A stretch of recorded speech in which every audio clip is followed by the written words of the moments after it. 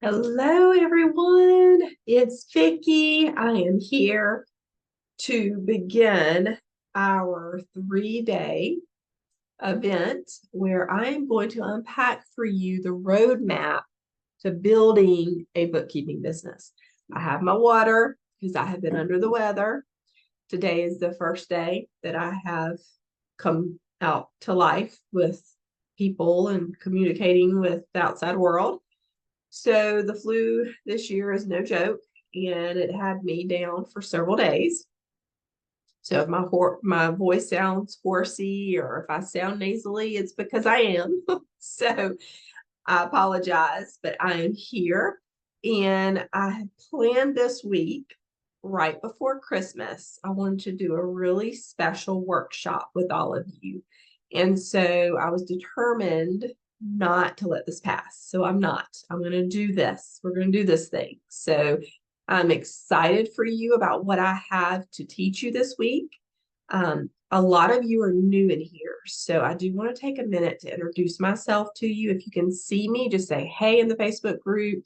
Let me know what state you're from. I'm in South Carolina.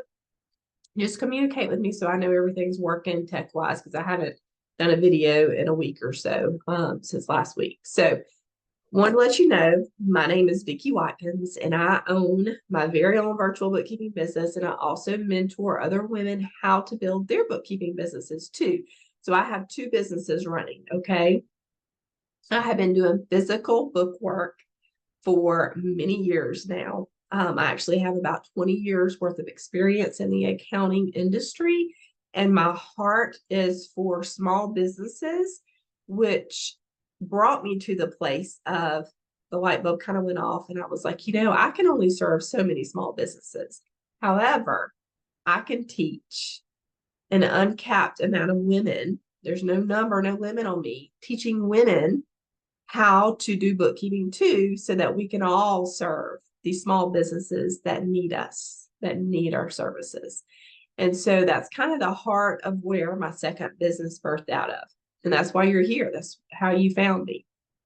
So what I'm going to do is I have a very detailed presentation that I'm going to do for you tomorrow that is going to break down a lot of the details. I'm hoping that my nasal stuff will be gone a little bit. I'll have a little bit more energy with you tomorrow to go through all the detailed things. But today is super important because I'm laying the groundwork for you. This is going to be the foundational piece to help us move through tomorrow's material so that you can grab the vision that I'm going to cast for you with what a bookkeeping business looks like. And I mean how it flows, how does this work? How do you do this? I'm going into the tech stacks of what you need in hand to start your bookkeeping business and to operate. I'm going to go into what services that you can offer as bookkeepers. And I'm going to go into the inner game, which is our mindset. What are some of the roadblocks that we have, and how can we overcome them? Because there are reasons why bookkeeping businesses do not succeed. There are reasons for that. And I know what a lot of those reasons are, because I poll all of my students, I listen to you, I hear questions coming back from the community of bookkeepers, and I have a pretty my ear is bent pretty closely to the community to really know what's holding everybody up. And so I'm going to unpack those roadblocks for us. And we're going to see how you can do the opposite so that your bookkeeping business will be a success and that you won't have to deal with the failure that I see happening a lot. And of course, I'm going to give you the roadmap. This is going to be the roadmap that will help you get from point A to point B. And it's going to help you see, okay, this is what I need to do. Vicki just showed me these are the steps that I need to take. Okay, so that is my heart, my goal for the next couple of days with you. I actually started my career out I started young. I started working in the financial aid office when I was in college. I did accounting in high school, so I really was bent towards accounting. But my first real job after an internship was working for a big five accounting firm. And I learned really quickly in the accounting profession that it was expected of me to work 70-hour weeks, not 40, 70. And that was definitely during the busy season. However, I had heard all the stories going into it, but when I was actually living that life of having to clock in for 70 hours for someone else, for another company, for somebody else's dream, it really was weighing heavy on me. And I realized that I did not want to continue my accounting career in that manner. I realized that there had to be a better way. There had to be. And so I walked away from my big five accounting industry package with lots of opportunities before me, travel, the big salary, the corporate atmosphere. I was in the skyscraper in downtown Greenville, South Carolina, beautiful. I had it. I had it all, and I walked away from it. And I said, no, there has to be a better way to do this. There has to be a better way. And so that started my journey with becoming a mom and becoming a bookkeeping business owner. And so I realized that there was a better way. And I am gladly here to tell you that I don't work more than 20 hours a week. Like I can't even remember a week that I've had to work more than 20 hours in my bookkeeping business. And so it is possible and it is doable. And I'm going to show you the way. So that's a little bit about myself. I am a mom of three and I have a husband too. So I'm busy with my family. I've got lots of things going on there, and all of us have something in our life that we really want to spend time doing, spend time with someone else or spend time doing something that we love. We all have that desire. It's how God made us. And so I'm here to show you how you can still work, because we have to work. I'm not here to tell you, oh, you just throw your laptop up and it's a laptop lifestyle and you work 5 minutes and you're done. That's not the case. You still have to work, but there are strategies that you can put in place. There is technology that you can put in place to help run your bookkeeping business so that you're not a slave to it. That was my goal. I did not want to be a slave to my business. A lot of times people will transition from being an employee for somebody to owning their own business, but really what they do is just replace their 9-to-5 with a business that they own, and then they feel a slave to it too, because there's no boundaries and all that stuff. So that's what I help you do. I help us place healthy boundaries around our businesses so that we can produce very decent income with decent work hours and having that flexibility. Like I was able to shut everything down last week and sit in the bed. Not that I wanted to, I was not happy about it, but I was able to turn everything off. And I'm so thankful that I have built a business that allows me that flexibility to do that. And you can too. You can too. So today, what I want to talk about is services that we can offer as bookkeepers. We have options for different revenue streams. The tech stack, I'm going to go dive in deep with that tomorrow. Our inner game mindset work, where do we need to have our minds, and then the roadmap.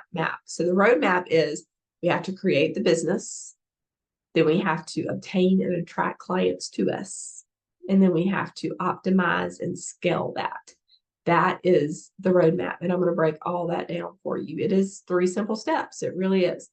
So I want you to know one of the number one things that I see that keeps people from building their bookkeeping business is thinking that they have to have it all figured out before they take that first client. And in reality, that's the opposite of what we need to do. You'll learn as you're doing.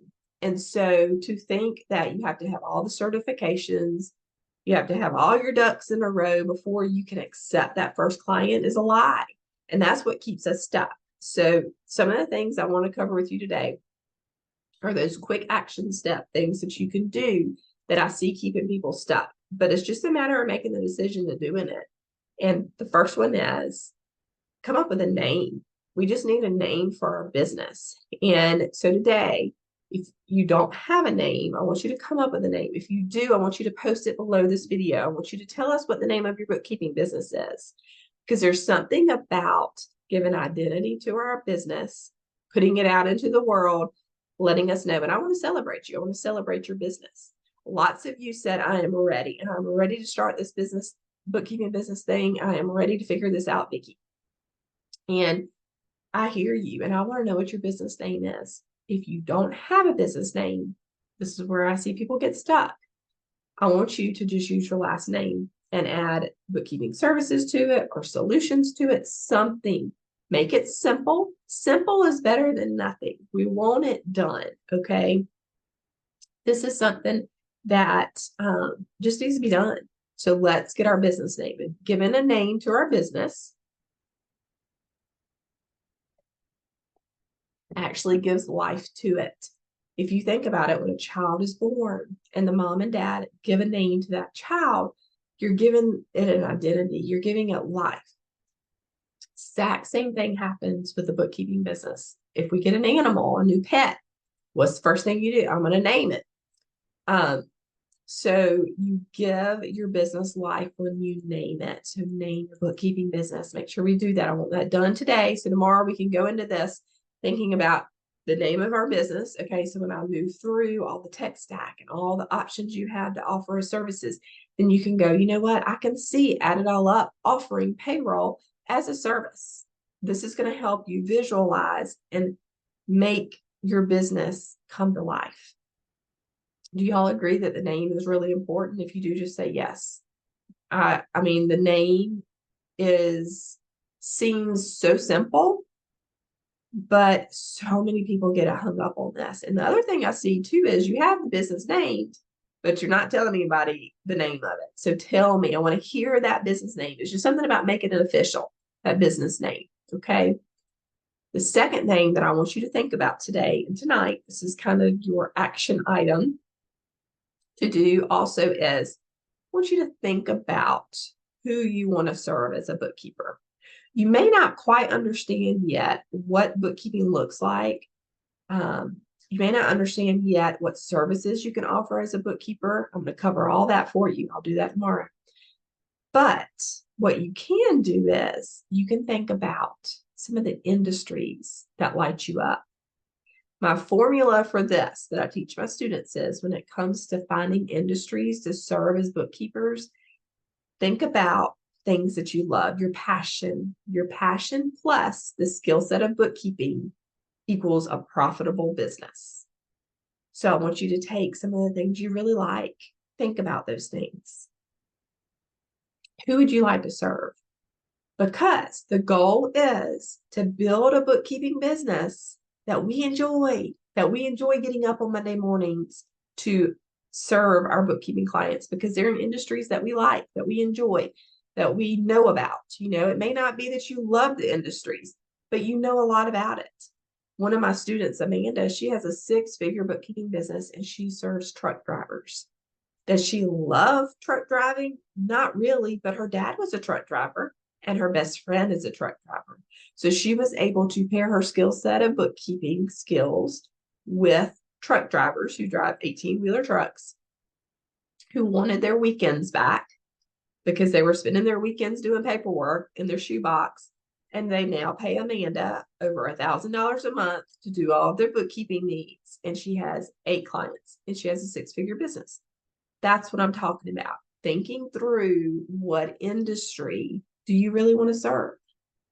And I always recommend too that we not just have one industry, but we have 2. Because hello, we're living in a crazy world right now with our economy. And so the reason behind my recommending you have at least 2 industries, I don't want you to have 5, but if you can have 2, because two is good. If something happens to one of the industries, then your bookkeeping business isn't going to go under. You'll still have another industry that you've got your hands in, that you're serving to, that you could go after. For instance, during our crazy year and the past couple of years that we had, I saw several restaurants go out of business. Now, I've seen a lot of restaurants open up this year, actually.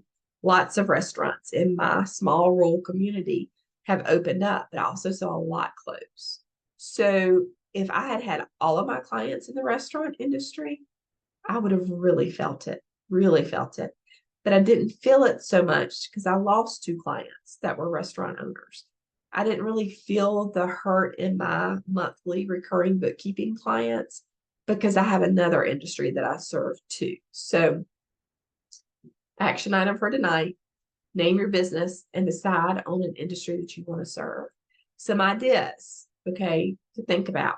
I'm just going to tell you what I see with my students, what I see in my business is these are some industries that are just good to kind of get your brain thinking about, well, who could I serve?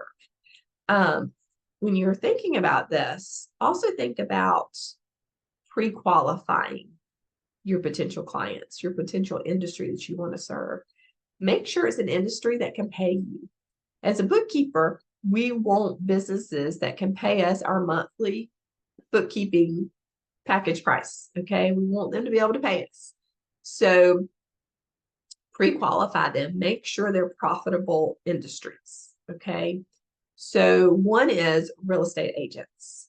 I have actually two of those. And there were just extras that I brought on. It wasn't an industry I was going after, but they do really well. Real estate agents do really well. That's a great industry to go after. Horse farmers. There's a huge market in the southern part of the US with horse farmers. Lawyers, any kind of professional atmosphere, dentistry work, which dentistry could fall under beauty. So you could do beauticians plus dentist. You've got two separate industries, but yet under the umbrella of the same industry. And that would be safe too, because usually if something happens to the hair industry, it's not going to happen to the dentistry too. So, that's what I mean. You can choose two industries kind of under the same umbrella of an industry, but two separate industries too. So they're kind of independent of each other. So dentistry, beauticians, lawyers, any kind of professionalism, engineering firms, small engineering firms are good ones to go after. Retail, boutiques are popping up everywhere. And to me, it's kind of crazy with the economy we have. We just had another boutique open up a storefront in my small rural community. And I thought, goodness gracious, I hope they're going to do okay, because I know what I'm seeing, the trend I'm seeing is a lot of people are kind of backing off of their extra stuff that they can buy, like clothing and things, just because inflation is so high. But boutiques must be doing pretty well. So the retail industry, one of my students, I just recently did a website review for her, and I was reading through her website. I was so excited. I was like, hey, she's got this going on. This is good. Just reading through her whole website, and I got to her second page, I think. And I realized that she really wanted to serve restaurant owners, but I didn't see that anywhere on the first page. And so I started reading on her second page where she was really had narrowed in on an industry of restaurants. And I thought, this needs to be at the front of her website. Like, she needs to be targeting the restaurant industry. And then I saw a review she had from one of her happy clients. And it was this Subway franchise owner. And I was like, girl, you got a Subway franchise owner as a bookkeeping client, then this is where you need to focus in on. I was so excited for her because she was sitting on a six-figure bookkeeping business and didn't even know it. And so when you think about restaurants, like, think detailed more, like, okay, could I get the Subway franchise owners in my community, in the 5 surrounding counties around me? Could I go and meet with them and maybe get them as bookkeeping clients? I wonder what they're doing as for bookkeepers right now. That's what I'm talking about. That's what I want you to do tonight, is dream about what industries would you like to serve? What industries would you like to serve as a bookkeeper? Because tomorrow we're going to dive into your options, what services you can offer, what tech you need to make this happen.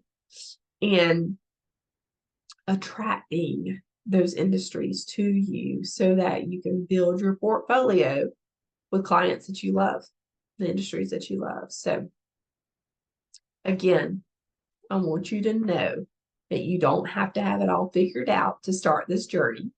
You can start it. And I'm going to show you the way this week. I'm here. If you have questions, please let me know. I appreciate you being flexible with me today with this time frame and doing this training. Normally, I like to do them in the morning, but as you can tell, I'm just not 100% as far as physically back at it after having the flu. So I waited this until after lunch. I rested and just paced myself. And so I wanted to come in and give you your action items that you need to do before tomorrow so that tomorrow we can hit the ground running. I'm going to show you, I've got a presentation to give to you to go into all this detail. I've never presented it before in any of my pop-up trainings. This is fresh, brand new information. I've never presented it this way. And I'm excited to share it with you so that you can have the roadmap to building your bookkeeping business. So I hope you all are doing well. Let me know your bookkeeping business name. Let me know your industry that you're going to serve, that you want to serve. Now, I will tell you, when you choose an industry, be flexible because you may not end up serving that industry. You'll just have to wait and see what comes your way. But if you have an industry chosen, you're more likely to find bookkeeping clients. I promise you, I see it every single day with my students. So here we go. We're going to get our clients. We're going to figure out what industry we want to serve, and we're going to have our name so we can tell people, yep, add it all up, it's open for business, and I'm accepting new clients. So I hope you all have a wonderful day. Meet me back here tomorrow. I'm thinking, I'm going to look at my calendar. I'm thinking tomorrow I will definitely do a morning session, and it's probably going to be around 11, but I will send an email out to you just like I did today. Make sure you're on my email list, and I will put a notification here inside the group too, but I'm going to shoot for about 11 to do my training. And I can't wait to see you tomorrow. So you all have a wonderful afternoon. Stay well, rest. If you haven't been well, I'm going to go rest the rest of the day and get myself ready for tomorrow. So I hope you all have a great afternoon, and I will talk to you all very soon.